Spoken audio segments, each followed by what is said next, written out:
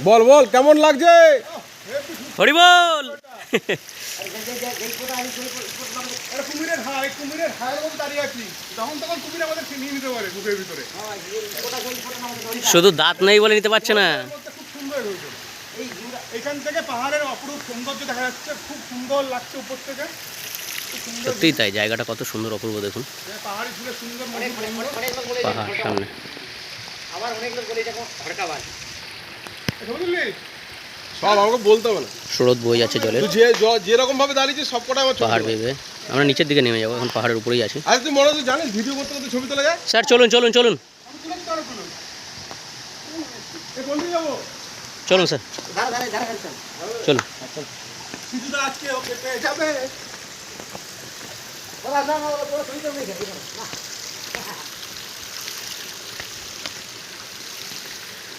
ये सब जगह 16 बजे शूटिंग करता है। कितने आदमी थे? कितने आदमी थे? गब्बर सिंह गब्बर सिंह।